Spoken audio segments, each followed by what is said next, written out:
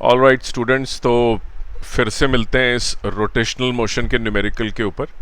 बहुत important numerical है और इसमें जो आपका कॉन्सेप्ट है, मोमेंट ऑफ इनर्शिया का कॉन्सेप्ट बहुत क्लियर होना चाहिए आपको। तो देखिए, ये एग्जाम्पल है एक हूप का। तो हूप जो होता है बेसिकली एक रिंग होता है, right. Hoop is a ring. तो जो रिंग होती है वो आप देखिए, वो दो तरीके से उसको सेम एंगुलर वेलोसिटी से घुमाया है। एक वर्टिकल एक्सिस और दूसरा जो है वो है ये वाला एक्सिस। देखिए, तो एक केस में the loop is parallel to the floor. यहाँ पे वो पैरेलल टू द फ्लोर है, मतलब ज़मीन के पैरेलल पड़ा हुआ है, पैरेलल टू फ्लोर। और यहाँ पे जो हूप है वो पड़ा हुआ है परपेंडिकुलर टू फ्लोर। और एक्सिस ऑफ रोटेशन इसका देखिए यहाँ पे, और इसका एक्सिस ऑफ रोटेशन यहाँ पे है। तो ये ऐसे घूम रहा है और ये ऐसे घूम रहा है।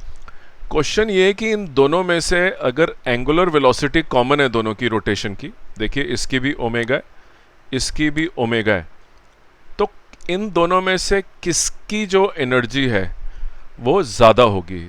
दोनों स्पिनिंग कर रहे हैं, राइट, अपने अपने एक्सिस पे। ये परपेंडिकुलर टू द फ्लोर है, ये एक्सिस है इसका जिसके अराउंड वो घूम रहा है, और ये पैरेलल टू द फ्लोर है और इस एक्सिस पे। तो इसका एक्सिस देखिए, यहाँ पे इसका एक्सिस है और यहाँ पे इसका एक्सिस है। कैसे आप करेंगे? देखिए, ये जो आपका मास दोनों का देखिए क्या है, दोनों का मास m है और दोनों का रेडियस। अब पहला नंबर देखिए आप, केस नंबर 1, इसमें जो मास है सारा का सारा वो 2 पाई r में डिवाइडेड है, राइट।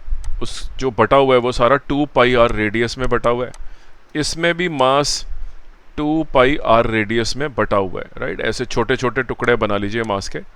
लेकिन आप इस वाले मास को देखिए जो पैरेलल टू द फ्लोर है, इसका जो एक्सिस अगर आप लेंगे तो that axis is equidistant from all the points on the mass, right. आप देखिए, ये जितने भी इसके ऊपर मास हैं वो सेम डिस्टेंस पे, ये वाला मास, ये वाला मास, कितना ही कोई भी मास ले लीजिए, छोटे छोटे मासेस की बनी हुई है, राइट। ये hoop, it is made up of small masses, और उनका जो डिस्टेंस है एक्सिस से सारे स्मॉल मासेस का वो बराबर है, राइट। एक सिचुएशन ये हो गई।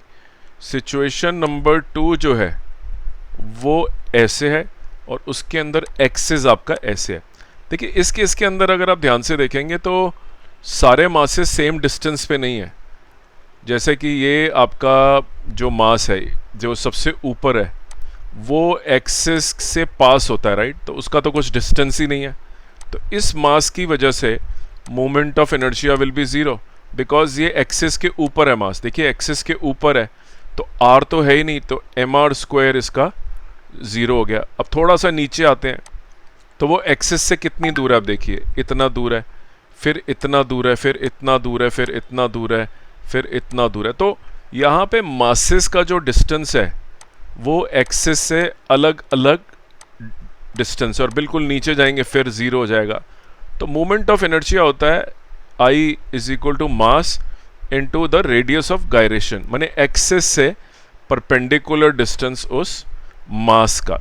तो अगर ये वाला मास है उसका एक्सिस से परपेंडिकुलर डिस्टेंस ये है, ये वाला मास है उसका परपेंडिकुलर डिस्टेंस छोटा पड़ गया। तो इस सिचुएशन नंबर 2 के अंदर मोमेंट ऑफ इनर्शिया इज छोटा है, क्योंकि जो r है वो कम होता जाता है। मान लीजिए सारे मासेस m ले लेते हैं हम, और सबसे ऊपर वाले का रेडियस 0 था तो ये 0 हो जाएगा, 0²। फिर आप m, क्योंकि मास सब बराबर है, देखिए मास तो इसमें भी 2 पाई r के अंदर स्प्लिट करा हुआ है। अगले का आप लेंगे तो r1², फिर अगले का लेंगे तो r2²। ऐसे करते कराते आपका ये जो r है ये चेंज होता रहता है, लेकिन इस केस के अंदर r इज़ ऑलवेज सेम। तो हर जगह पे आपका mr² आएगा। चाहे आप इसको 100 टुकड़ों में बांध लें इस मास को, तो आप इसको 100 बार करेंगे तो ये mr² आपको 100 टाइम्स करना पड़ेगा, हाइपोथेटिकली मैं कह रहा हूँ। लेकिन यहाँ पे r कभी बड़ा होगा फिर छोटा हो जाएगा, बड़ा होगा छोटा हो जाएगा। तो सिचुएशन नंबर 2 में moment of inertia is small, क्योंकि एम आर स्क्वायर उसके छोटे आ रहे हैं, जबकि ओमेगा सबका सेम है। एवरी ये वाला मास भी ओमेगा से घूम रहा है, लेकिन इसका ऐसे घूम रहा है। ये वाला मास भी घूम रहा है ओमेगा से, लेकिन अनफॉर्चुनेटली ये नज़दीक है एक्सिस के, तो इसका जो मोमेंट ऑफ इनर्शिया का इम्पैक्ट है वो कम पड़ता है। तो इसको समझने के लिए मैं आपको एक ड्राइंग बना देता हूँ। मान लीजिए ये आपका एक्सिस है, एक मास यहाँ पड़ा हुआ है और आपको इसका मोमेंट ऑफ इनर्शिया निकालना है। इसका परपेंडिकुलर डिस्टेंस है r1 और ये मास है m, इसका परपेंडिकुलर ये एक्सिस है। तो इसका जो मोमेंट ऑफ इनर्शिया है वो आएगा m into perpendicular distance between mass and the axis, right. लेकिन मैं एक मास यहाँ रख देता हूँ, दूर रखता हूँ एक्सिस से।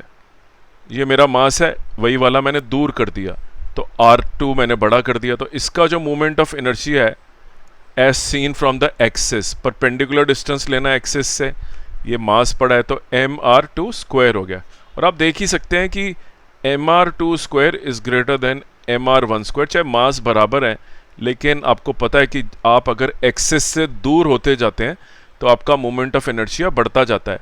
तो सिचुएशन नंबर 2 में सारे मासेस एक्सिस से बराबर डिस्टेंस पे हैं, लेकिन सिचुएशन नंबर 1 में सारे मास सेम डिस्टेंस के ऊपर नहीं है।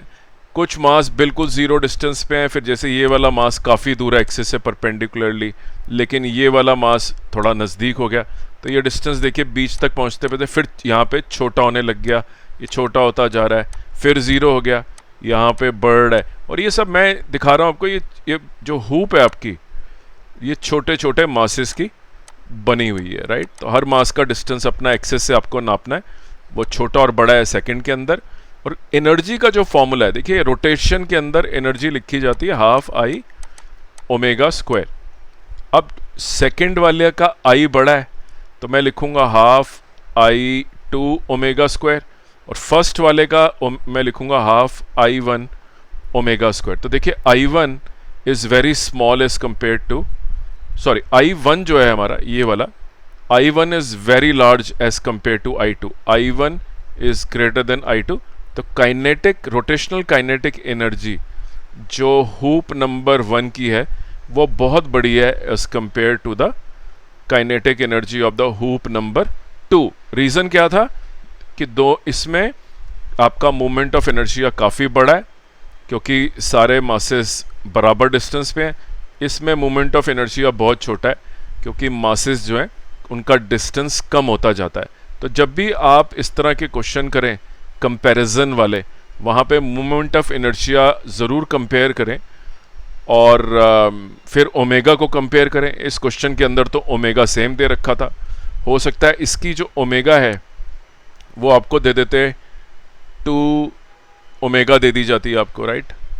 तो आप कैसे करते इस क्वेश्चन को, उसके बारे में सोचिए, आप पता लगाइए कि इस सिचुएशन में और इस सिचुएशन में आपको qualitatively moment of inertia compare करने में आसानी हुई, लेकिन रियल आपको फॉर्मूला भी पता होना चाहिए। जैसे आपको मोमेंट ऑफ इनर्शिया निकालने के लिए पैरेलल एक्सिस थ्योरम पता होनी चाहिए, पैरेलल एक्सिस थ्योरम के बारे में पढ़िए। मेरे यूट्यूब चैनल पे 1700 वीडियो मिलेंगे आपको, नीट और जेई के न्यूमेरिकल सॉल्व्ड हैं।